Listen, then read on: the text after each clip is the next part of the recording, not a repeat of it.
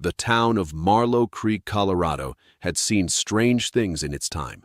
It had seen floods and droughts and fires that took half a street in an afternoon. It had seen men arrive with nothing and leave with fortunes, and men arrive with fortunes and leave with nothing, which was more common. It had seen shootings and weddings and a trial that lasted 11 days over a mule that nobody ended up getting. It was a town that had developed over its 20 years of existence a certain philosophical tolerance for the unusual. But on the morning of April 14, 1874, something was happening in the center of Marlow Creek's Main Street that made even the most seasoned residents stop and stare. There was a man chained to a post. Not a criminal, or not exactly. He had no charges against him, no warrant, no crime recorded in any ledger.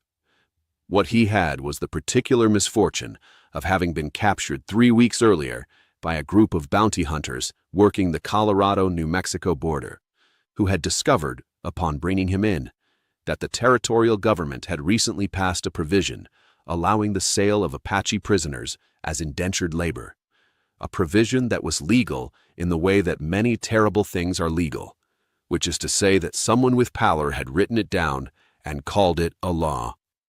The man at the post was perhaps 30 years old. He was tall and lean and powerfully built, with long black hair that fell past his shoulders, and the particular stillness of someone who has decided that what is happening to him will not be permitted to show on his face. His chest was bare. They had taken his shirt, apparently, which said something about the people who had brought him here. He wore a traditional skirt of deerskin and wool, belted at the waist with silver-worked leather. Around his neck, several strands of beadwork that he had not allowed them to remove, which said something about him. His name, his full name, was known only to this people. What the bounty hunters had written on the sign beside him was a single word, Apache, and below that, in letters just as large, for sale. The auction was scheduled for 10 o'clock. By 9:45, a crowd had gathered.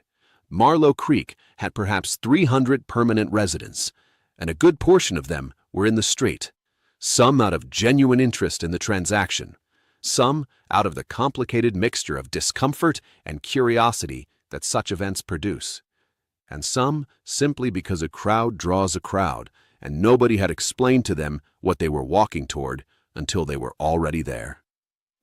The auctioneer was a man named Pitts, a thin man in a good coat who did land sales and estate auctions, and who had been persuaded to run this particular event by the bounty hunters at a fee that he had named too high, hoping they would go away, and which they had accepted without hesitation, which was the first indication that he had made a mistake. He stood on a crate beside the post and cleared his throat and said the things that auctioneers say, and the crowd watched, and the man at the post looked at the horizon beyond the buildings, the way a man looks at something that isn't there, but that he needs to believe in. At 9:58, she arrived. Her name was Eleanor Voss. She was 34 years old, a widow of 2 years, and she ran the largest cattle ranch in the county, a fact that was somewhat complicated by the other fact that most of the county believed the ranch should by rights belong to someone else, specifically any man willing to take it over, which was a belief that Eleanor had spent 2 years declining to accommodate. She was a handsome woman, in the way of someone who has no particular interest in being handsome. Fair hair pinned up practically, a dark brown dress that was well made and entirely functional, an expression that had been trained by 2 years of being underestimated into a kind of polished patience that was more formidable than anger would have been. She had come to the auction for a reason that had nothing to do with the Apache at the post. She had come because she needed workers. The Voss Ranch, 1,200 acres, 400 head of cattle, and a horse-breaking operation that her late husband Thomas had started, and that Eleanor had continued because it was profitable and because she was better at it than Thomas had been, though she said this to no one, was short-handed. 3 of her ranch hands had left in the past month. 2 had gone to the silver mines where the pay was better. 1 had left for reasons he hadn't explained, which Eleanor suspected had to do with the difficulty of working for a woman, which she found irritating but not surprising. She needed experienced hands, people who could work horses, specifically. The breaking operation was the ranch's best income, and it required skill. She had not expected what she found when she pushed through the edge of the crowd and understood what the auction was. She stood very still for a moment, looking at the man at the post, at the sign, at the crowd around her. Then she walked forward. She stopped in front of him. The Apache looked at her. His eyes were dark and direct and gave nothing away. The eyes of someone who has decided that his dignity is the one thing in this situation that remains entirely his. Eleanor looked back at him with the same quality of attention she gave everything, careful, without performance, taking stock of what was real. Then she said, simply and without preamble, in a voice quiet enough that only he could hear, "Can you tame horses?" A silence. The Apache looked at her. Something moved in his expression, not amusement exactly, but something adjacent to it. The recognition of a question that was not what he had expected. "I was riding before I could walk," he said. His English was precise and unaccented in a way that suggested it had been learned carefully and a long time ago. "I have broken horses that no one else could touch." Eleanor nodded. "My name is Eleanor Voss," she said. "I own a ranch 12 miles north of here. I need a horse handler. The work is hard, and the pay is fair, and you would not be anyone's property." She said the last part, looking at him directly, so there was no confusion about what she meant. The Apache held her gaze for a long moment. "My name is Cale," he said. It was not his full name, but it was the name he chose to give her, which was its own kind of information. "Then we have a deal, Cale," Eleanor said. She turned and walked toward the auctioneer. What Eleanor Voss did at the auction of April 14th was, depending on who you asked in Marlow Creek, either the most sensible or the most incomprehensible thing she had done in 2 years of doing sensible and incomprehensible things. She paid the bounty hunters their asking price, $40, which she counted from her purse with the deliberate efficiency of someone making a point, and told them that she was purchasing the contract of indenture, which was the legal mechanism available to her, and that the man was coming with her, and that any further contact from them would be addressed through the county solicitor. They took the money and left, which was what men who work for money generally do when they've gotten it. She had the chains removed by the blacksmith, whose shop was 20 feet away, and who did it without comment, which Eleanor thought well of him for. Cale stood in the street and rubbed his wrists where the chains had been. Then he looked at Eleanor. "You didn't have to do that," he said. "I needed a horse handler," she said. "That's not why you did it." She looked at him. "No," she said, "it isn't, but the work is real, and the offer is real, and I'd appreciate it if we could proceed on that basis." He was quiet for a moment. Then he nodded. They walked to where Eleanor's horse was tied at the rail, outside the general store. She had a second horse, a bay mare she had brought specifically for hiring purposes, which turned out to be a practical coincidence, and she handed him the reins without ceremony. He took them, ran his hand along the mare's neck once, the way a person greets rather than inspects. The mare settled immediately in the way that horses settle for certain people and not others. Eleanor noticed this. She didn't say anything. The ride back to the Voss Ranch took 2 hours, and they covered most of it in silence, which suited both of them. The ranch appeared over a rise in the way that a well-situated property does. First the windmill, then the roofline of the main barn, then the sprawl of the corrals, then the house itself, set back from the working buildings by a respectful distance. It was a substantial operation. Anyone could see that immediately, maintained with the careful attention of someone who understood that a ranch's appearance was not vanity, but information about how it was run. Cale looked at it as they rode in. "It's a good property," he said. It was the first thing he had said in 2 hours, and it had the quality of an honest observation rather than a compliment. "It was good when Thomas built it," Eleanor said. "I've tried to keep it that way." "Thomas was your husband?" "He was. He died 2 years ago. Fever." A pause. "I'm sorry," Cale said. "Thank you," she said. They rode into the yard. 3 ranch hands were visible, working at the fence line, loading feed, moving through the afternoon with the efficient pace of people who knew their work. They looked up when Eleanor and Cale rode in, and their faces did the thing that faces do when they are adjusting to something unexpected and trying not to show it. Eleanor dismounted. "This is Cale," she said to the yard in general. "He's the new horse handler. He knows what he's doing." She paused in the way of someone adding the important part. "Anyone who makes his time here difficult answers to me." She went into the house. Cale stood in the yard with the reins of the bay mare in his hand, and 3 ranch hands looking at him. He looked back at them with the same patience he gave everything. Then he led the mare to the water trough, because the mare was thirsty, and that was the next thing that needed doing. The horse's name, informally, was Devil. Nobody had named him this as a joke or an exaggeration. He was a black stallion, 4 years old, that Eleanor had acquired 6 months ago from a rancher in New Mexico who had been unable to do anything with him, and who had sold him at a significant discount with the slightly guilty expression of a man passing along the problem. 3 of Eleanor's hands had tried to work with Devil.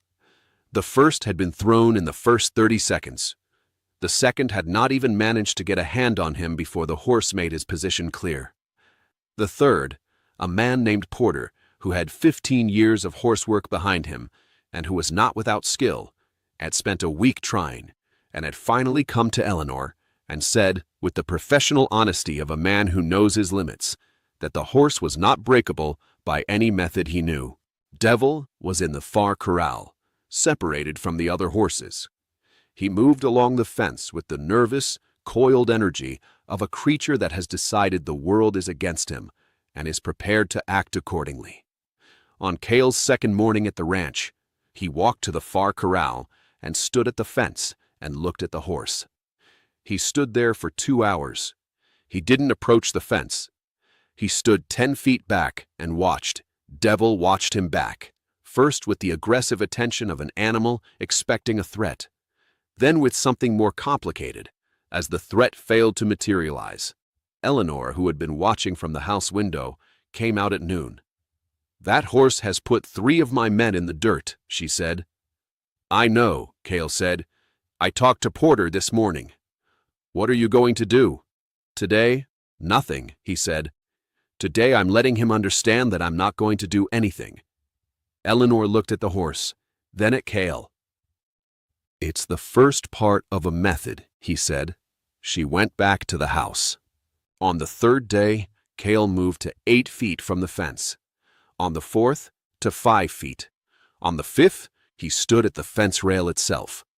Devil approached him, not in friendship, but in the aggressive way of a horse testing the edges of a situation, and Cale stood completely still and let the horse make whatever assessment it needed to make. On the 6th day, he put his hand on the fence rail with his palm up. Devil looked at the hand for a long time. Then, with the careful suspicion of a creature extending trust against its better judgment, he lowered his nose to it. Porter, who had been watching from the next corral, said nothing for a moment. Then he said, "I'll be damned." Eleanor saw the whole thing from the fence on the 7th day, the day Cale went into the corral. He went in without a rope, without a halter, without anything. He walked to the center of the corral and stood with his back to the horse, which was either the most confident or the most foolish thing she had seen in 20 years around horses, and she genuinely wasn't sure which. Devil circled him, once, twice, then on the 3rd pass, slowed. On the 4th pass, stopped, and on the 5th, the horse walked up behind Cale and put his nose on Cale's shoulder. Eleanor stood at the fence with her hand over her mouth and said nothing for a long time. Then she said, "How did you do that?" Cale turned. Devil moved with him, staying close, the way a horse moves when it has made a decision about a person. "I didn't make him do anything," Cale said. "I just gave him enough time to decide on his own." Eleanor looked at the horse, then at the man. "Most people don't have that kind of patience," she said. "Most people are in a hurry," he said. The weeks that followed were the kind that don't announce themselves as significant while they're happening. The ranch worked. The horse-breaking operation moved forward with a new efficiency that even the most resistant of Eleanor's hands had to acknowledge. Cale had a quality with horses that was beyond technique, a quality that the hands discussed among themselves in the particular way that people discuss something they've witnessed that doesn't fit the categories they have available. Porter was the first to come around, which was not surprising given that he was the most honest of them about what he did and didn't know. He began working alongside Cale, not as a student exactly, more as someone willing to watch and learn without calling it that. Cale taught without teaching, which was the only kind of teaching that Porter would have accepted. The others followed gradually in the way that people follow when they've seen enough evidence and run out of reasons not to. Eleanor ran the ranch. She did this the way she did everything, carefully, directly, without wasted motion. She managed the accounts, handled the buyers who came for horses, negotiated with the ranchers who wanted cattle work done. She was, by any measure, good at this. She had been good at it since Thomas died, and she had needed to be, and the competence had settled into her and become simply who she was. She and Cale did not talk much in those early weeks. They were two people with a professional arrangement and a shared understanding of the terms, and there was a mutual respect in the space between them that was more substantial than conversation would have been. But the ranch was not large enough to be anonymous in. They ate at the same table. Eleanor had established this on the first day over the silent objection of two of her hands. Because she was not going to run her household by any other standard than the one she set. They worked in proximity. They passed each other in the yard and the barn and the space around the corrals, and over time the nods became words, and the words became sentences. She learned that he had been educated at a mission school as a boy, had left at 14 to go back to his people, but had kept the English, kept the reading. That he had a sister somewhere to the south whose name he said with a particular quality that told Eleanor the sister was well, and that this was a source of quiet relief. That he had been captured while traveling alone, which was a decision he had made for reasons he didn't explain, and which Eleanor didn't ask about, because she was a person who understood that some things were not her business until offered. He learned that the ranch had been Thomas's idea and Eleanor's execution, that Thomas had been a good man with a good vision and a tendency to overextend, and that Eleanor had spent most of their marriage quietly fixing the overextensions before they became problems, which Thomas had been grateful for in the abstract way of people who benefit from competence they don't fully see. That she had two sisters in Ohio who wrote to her regularly and whose letters contained, between the lines of family news, a sustained and gentle pressure for her to come east, to sell the ranch, to live a smaller and safer life. That she had not done this and did not intend to. That the ranch was hers, not in the legal sense only, but in the deeper sense of a thing that contains a significant portion of who you are. They were, it turned out, people who understood each other. The trouble came in the 6th week, which Eleanor had been expecting in the vague way that you expect weather when the season is right for it. His name was Raymond Cook, a rancher from the south end of the county who had interests of his own in the Voss Ranch, specifically the interest of a man who had been waiting for Eleanor to fail for 2 years and who had not been shy about his conviction that the right buyer for the property was himself. He arrived on a Wednesday morning with 2 men behind him and the particular swagger of someone who has decided in advance how a conversation is going to go. He looked at Cale working in the main corral, and his face did the thing that Eleanor had been waiting for it to do. "Eleanor," he said when she came out to meet him, "we need to talk about your situation here." "My situation is fine, Raymond," she said. "You've got an Apache working your horses," he said. "People are talking. People can talk about whatever they like, as long as the horses get worked. I don't see the relevance. There's a principle involved." "The principle," Eleanor said, in the tone she used when she had finished being patient, "is that I run this ranch, and I make the hiring decisions, and I don't require your opinion on either." Was there something else? Cook looked at her, then at Cale, who had stopped working and was standing at the corral fence, looking at Cook with the same quiet directness he gave everything. Not threatening, not aggressive, simply present and unafraid. Cook left. Eleanor watched him go. Behind her, she heard Cale return to his work. She stood in the yard for a moment longer than she needed to. In the 8th week, the trouble that Raymond Cook had hinted at arrived in a more concrete form. 3 men came at night. They came after midnight, when the ranch was quiet. And they came with the particular intent of people who have decided that property damage is a language that speaks where words haven't. The main barn, where 6 of the horses from the breaking operation were stabled, was where they went first. Cale heard them. This was not as surprising as it might seem. He slept lightly, had for years, for reasons that had to do with the kind of life the territories demanded of Apache people. And the sound of men moving carefully in the dark was something his ears had been trained to register the way other people's ears registered their own names. He was out of the bunkhouse and moving before any of the other hands had woken. He didn't shout, which would have given the men warning. He moved through the dark with the silent efficiency of someone who has moved through dark places before and for higher stakes. And he got between the 3 men and the barn door before they had completed whatever they came to do. What happened in the next 4 minutes was not elegant. Cale was one man, and there were 3 of them, and one of them had a gun. And Cale's bad shoulder from a fall 3 years back made itself known at the least convenient moment. But he knew what he was doing, which they did not. And by the time Porter and the other hands arrived with lamps, the 3 men were on the ground, and the barn was intact, and Cale was standing in the yard, bleeding from a cut above his left eye, and breathing carefully. Eleanor came out of the house. She looked at the 3 men on the ground, then at Cale. "Are you hurt?" she said. "The cut," he said. "Nothing else." She looked at the barn, then back at him.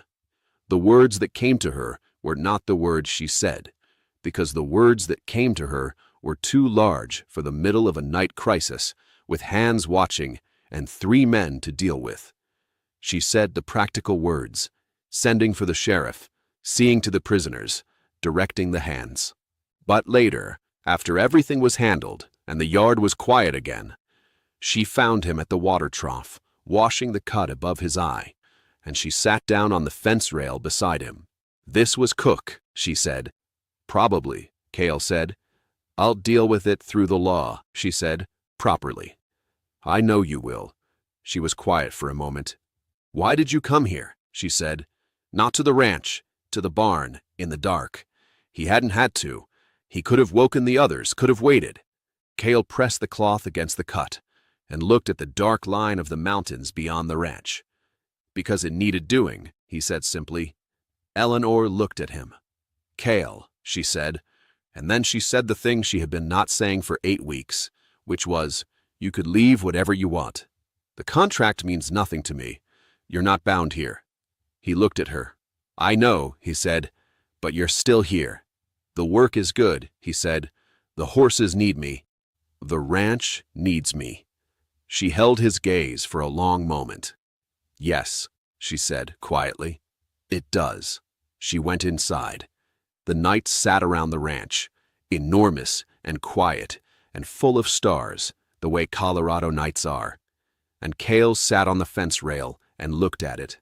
And somewhere in the dark, the horses moved in their stalls, and Devil, in the far corral, made the low sound he made now when Cale was nearby, which was a sound of recognition, of home.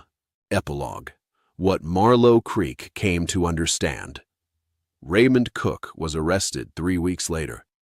The 3 men who had come to the ranch gave statements, with the motivated honesty of people trying to reduce their own sentences, that connected the night visit directly to Cook's instructions.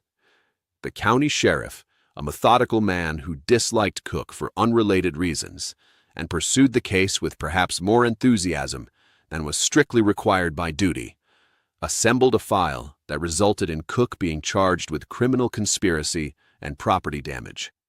The trial lasted 4 days.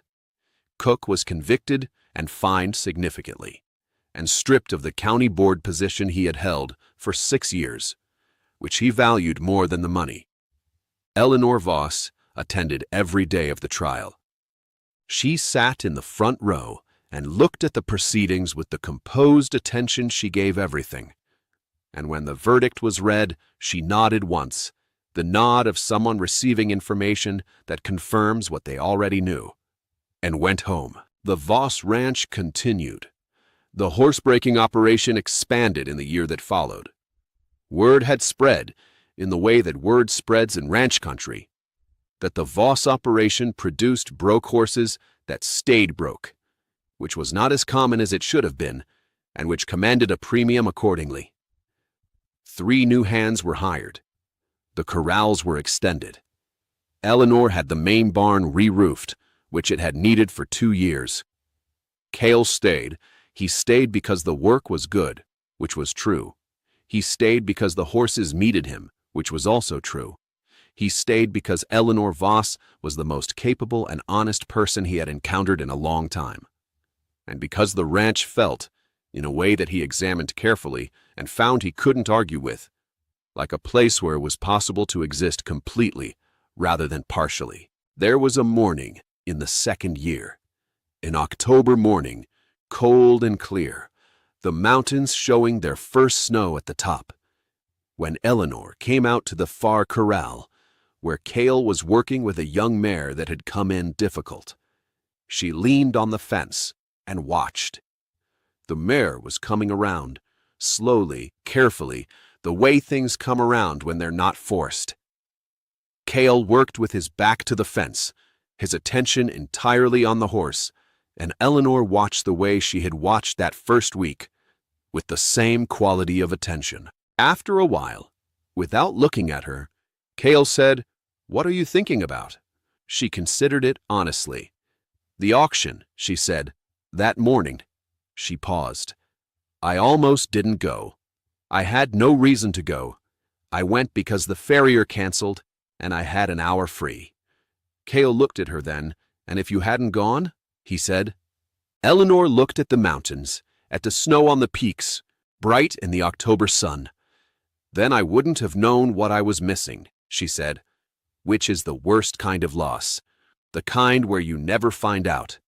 The mare moved toward Cale and put her head against his shoulder.